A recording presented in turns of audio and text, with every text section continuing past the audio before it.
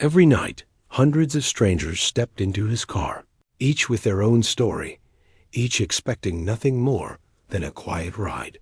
But one evening, a single sentence from a young passenger would unravel a secret the driver had kept hidden for years. It all started with a glimpse of a Purple Heart license plate frame and the words, "Thank you for your service, sir."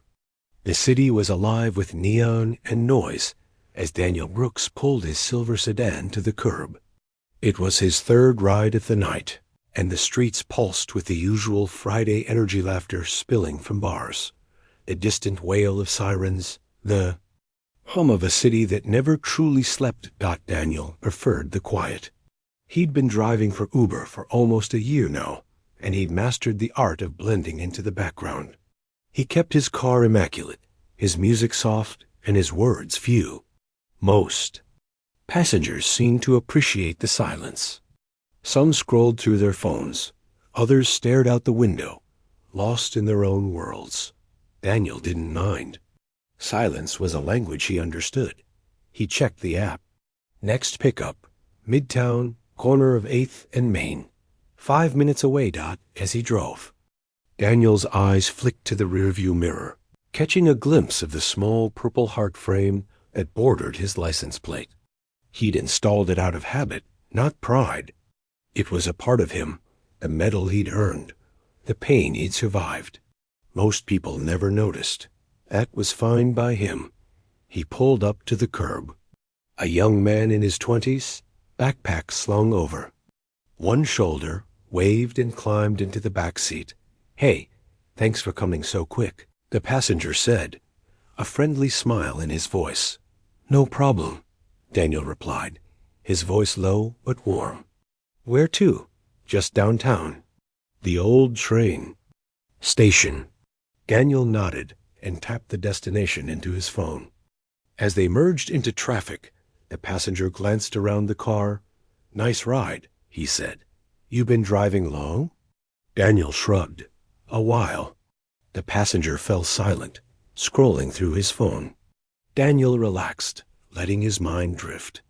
He thought about the years before Uber, about the army, about the desert, about the day everything changed. He pushed the memories away, focusing on the road. They hit a red light. The passenger looked up, eyes catching on something outside the window. "Hey, is that a Purple Heart license plate frame?" he asked, curiosity in his voice. Daniel stiffened, his hands tightening on the wheel. "Yeah." The passenger leaned forward, genuine respect in his tone. "Were you in the military?" Daniel hesitated, then nodded. "Army, long time ago." There was a pause. Then softly, "Thank you for your service, sir." Daniel felt a lump rise in his throat. He wasn't used to gratitude. He'd spent years trying to disappear, to become just another face in the crowd. But something in the young man's voice, sincere, unforced, made Daniel's walls crack. Just a little. "You're welcome," he said quietly. The rest of the ride passed in silence, but it wasn't the uncomfortable kind. When they reached the train station, the passenger gathered his things. "Take care, sir," he said, meeting Daniel's eyes in the mirror. "You too, kid," Daniel replied. As the car pulled away, Daniel's thoughts churned. He remembered the day he'd received the Purple Heart, the ceremony, the applause, the faces of his squad. He remembered the ones who hadn't made it home. He remembered the promise he'd made to himself, to live quietly, to never forget. But that night, as he drove through the city, Daniel realized that maybe his story wasn't over. Maybe, just maybe, it was time to stop hiding. Daniel drove for hours after dropping off the young man at the train station, but he couldn't shake the conversation from his mind. The city lights blurred past as he replayed the moment, the passengers. Genuine gratitude, the way those simple words, "Thank you for your service, sir," had pierced through years of practiced indifference. He'd never considered himself a hero. Heroes were the ones who didn't come home, the ones whose names were etched in marble and remembered at parades. Daniel had survived, but survival came with its own burdens, memories that haunted his dreams, scars that never fully healed, and a silence that sometimes felt heavier than any wound. He pulled over at a quiet gas station, the kind that stayed open all night for cabbies and truckers. He bought a coffee, sat in his car, and stared at his reflection in the window. In the dim light, he could see the lines that war and worry had carved into his face. He traced the outline of the Purple Heart frame in his mind, remembering the yaw. Day it was pinned to his chest. Flashback. It was Afghanistan, 2010. The sun was merciless, the air thick with dust and tension. Daniel's unit had been on patrol near a small village when the world exploded. An IED ripped through the convoy, flipping Daniel's Humvee and throwing him into darkness. He woke up in a field hospital, pain radiating from his side. The doctors told him he was lucky. He'd lost friends that day, good men, brothers. The medal ceremony felt hollow. He remembered standing at attention, listening to the colonel's speech, feeling the weight of the medal against his uniform. He remembered thinking, why me? Why am I the one who survived? After the army, Daniel drifted. He tried college, but the crowds and noise made his skin crawl. He worked odd jobs, never staying long. He avoided old friends, skipped reunions, and let his family's calls go to voicemail. The world moved on, but Daniel was stuck caught between the man he'd been and the man he was now. Driving for Uber was supposed to be temporary, but the quiet suited him. He liked the anonymity, the freedom to disappear into the city's endless flow. He liked that most passengers didn't ask questions, but sometimes they did. Present day, Daniel checked his phone. Another ride request this time. A woman named Linda, late-night pickup from a hospital. He accepted and drove in silence. The city's heartbeat steady and distant. Linda was in her 40s, tired eyes and a nurse's badge clipped to her scrubs. She slid into the back seat with a weary sigh. Long shift? Daniel asked, surprising himself. She nodded. 12 hours. I'm beat. They drove in silence for a while. Linda stared out the window, lost in thought. Do you like driving? She asked suddenly. Daniel shrugged. It's quiet. I like that, she smiled. Quiet is good. Too much noise in the world. At a stoplight, Linda noticed the Purple Heart frame. She leaned forward. You're a veteran? Daniel hesitated, then nodded. Yeah, Army. Linda's face softened. My brother was in the Marines. He didn't come back. Daniel's chest tightened. I'm sorry. She shook her head. Thank you for serving, for making it home. They reached her apartment. Linda gathered her things, then paused. Take care of yourself, okay? Daniel nodded. You too. As she disappeared into the building, Daniel felt a strange sense of connection, a reminder that everyone carried their own burdens, their own stories. The night wore on. Daniel picked up a college student celebrating a birthday, a businessman heading to the airport, a grandmother visiting her daughter. Each ride was a glimpse into another life, another world. Daniel listened, sometimes offering a word or two, sometimes just silence, but the memory of the young man's gratitude lingered. Daniel thought about the men he'd served with, the ones who didn't come home, the ones who did, but were never the same. He thought about the promise he'd made to live quietly, to never forget. But he wondered if silence was enough. Another flashback. After the explosion, Daniel spent months in rehab. Physical therapy, counseling, endless paperwork. He met other wounded vets, men and women, rebuilding their lives from scratch. Some made it. Some didn't. Daniel learned to walk again, learned to hide his pain, learned to smile when people thanked him for his service. But the nightmares never stopped. Some nights, he'd wake up gasping, heart pounding, the smell of smoke and dust thick in his mind. He'd sit in the dark, clutching his dog tags, reminding himself that he was home, that he was safe. He tried group therapy, but the words caught in his throat. He tried talking to his family, but they didn't understand. He tried running from his memories, but they always caught up. Present day, Daniel's shift ended just before dawn. He drove home, parking in the small lot behind his apartment building. He sat in the car for a long time, watching the sky lighten, thinking about the people he'd met, the stories he'd heard. He realized that maybe, just maybe, it was time to stop hiding. Maybe it was time to share his story not for himself, but for the ones who couldn't. He pulled out his phone and opened the Uber app. In his profile, there was a section for About Your Driver. Until now, Daniel had left it blank. Tonight, he typed, Army veteran, Purple Heart recipient, proud to serve. Every ride is a new story. He hit save, feeling a strange sense of relief. As the sun rose over the city, Daniel stepped out of his car, ready to face another day. The next evening, Daniel started his shift with a new sense of purpose. He wasn't sure what had changed. Maybe it was the young man's gratitude. Maybe it was Linda's gentle words. Or maybe it was simply the act of finally acknowledging his own story in his Uber profile. Whatever it was, the city felt different. He felt different. His first passenger was a high school teacher named Mr. Evans, heading home after a late parent-teacher conference. Mr. Evans was talkative, sharing stories about his students, the challenges of teaching in a big city, and his hopes for the future. Daniel listened, genuinely interested, and found himself asking questions.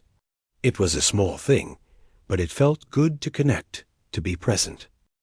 As the night went on, Daniel picked up a variety of passengers. A mother with her sleeping child, a group of friends heading to a concert, an elderly man on his way to visit his wife in the hospital. Each ride was a brief window into another.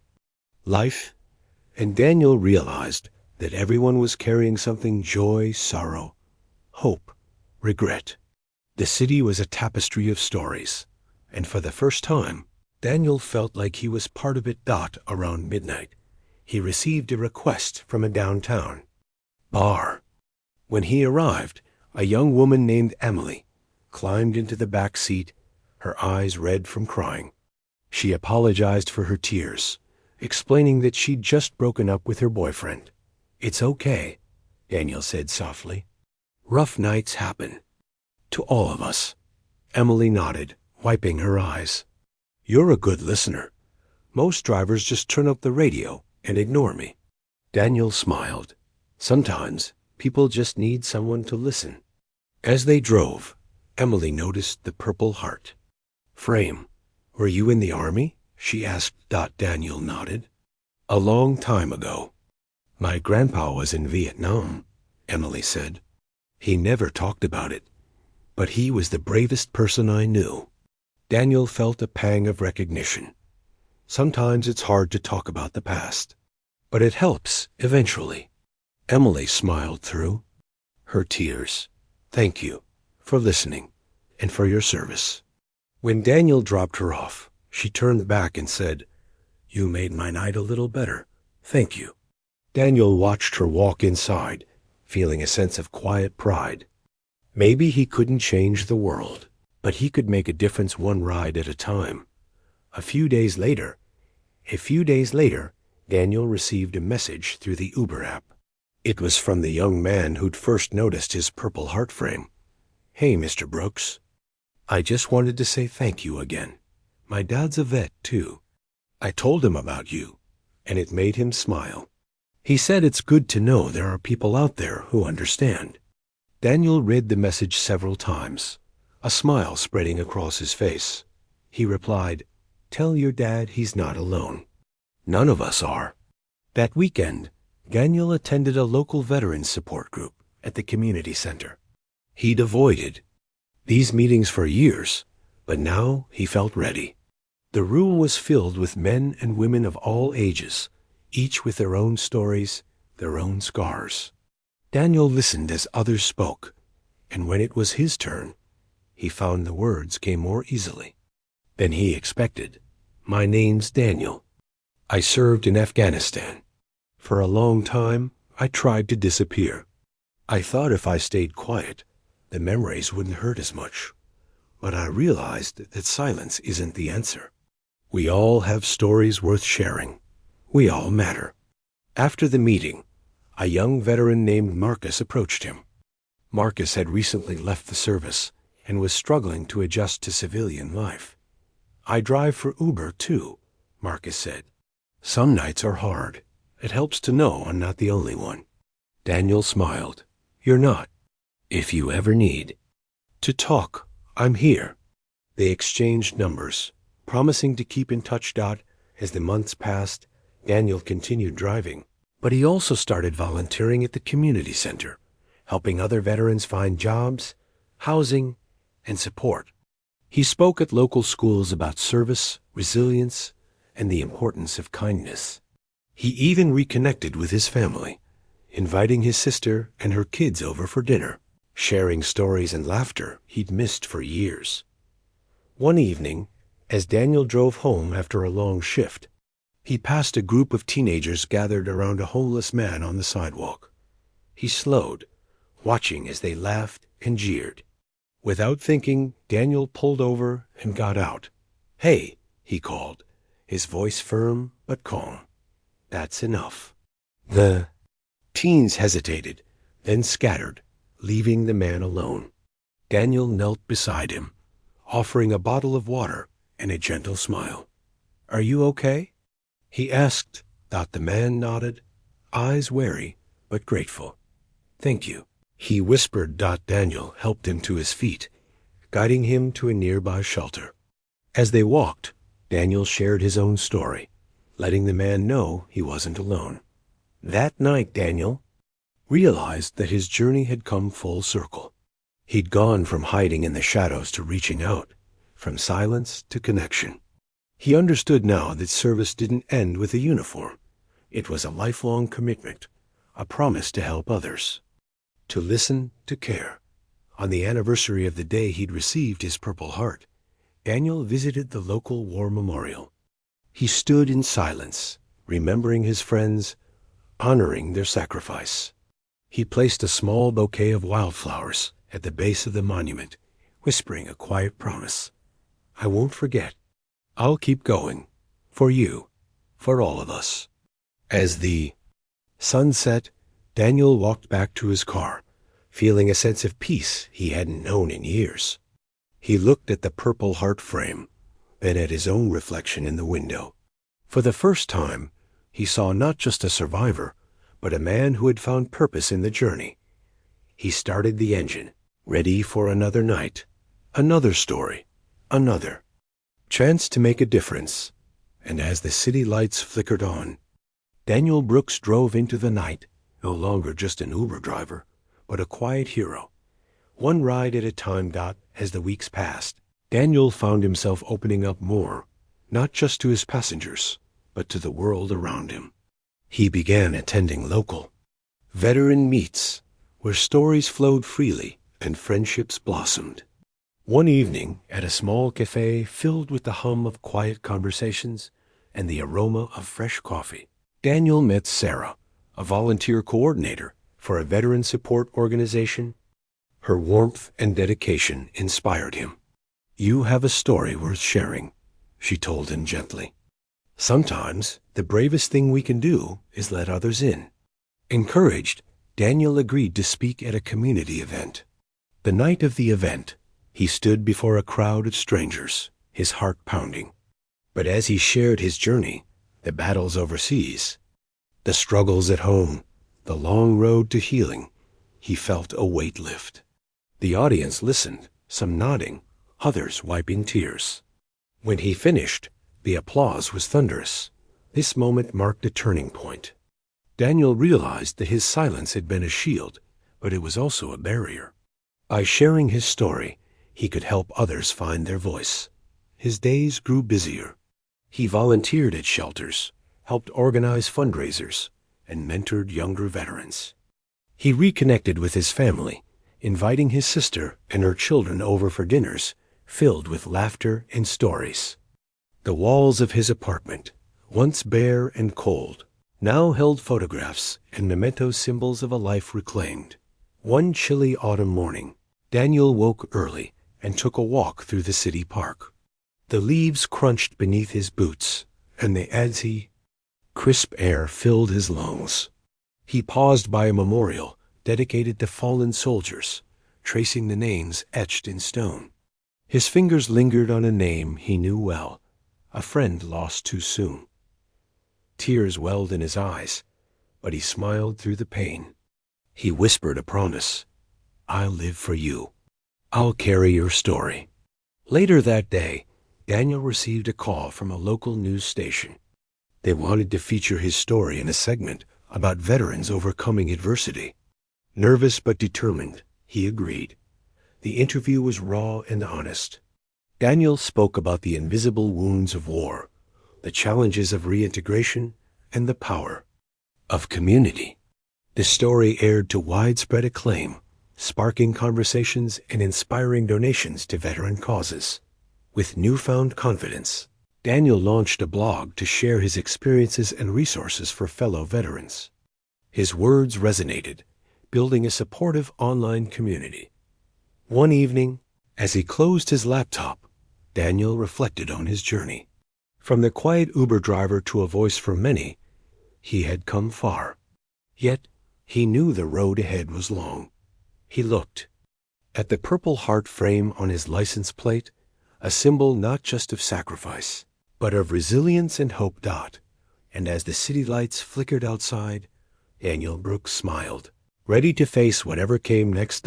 In the months that followed, Daniel's life continued to evolve in unexpected ways.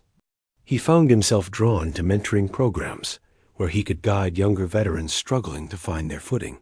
One such young man, Alex, reminded Daniel of himself, quiet, reserved, carrying invisible scars.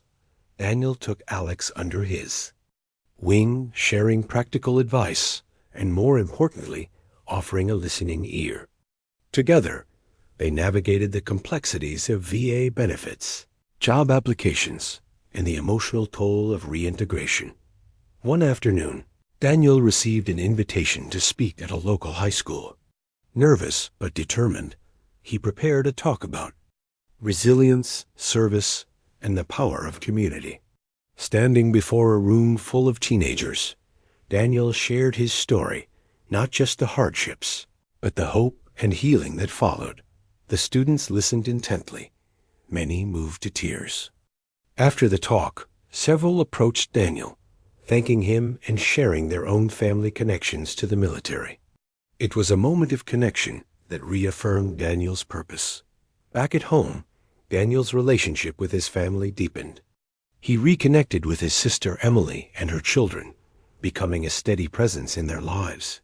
Family dinners became a regular occurrence, filled with laughter, stories, and the warmth of belonging. Daniel also began to explore creative outlets. He took up photography, capturing the city's quiet moments, the play of light on rain-soaked streets, the faces of strangers, the resilience etched in everyday life.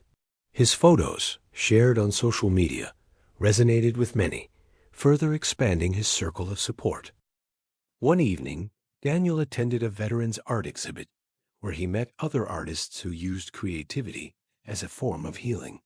Inspired, he started a small group for veterans interested in art, providing a safe space for expression and connection.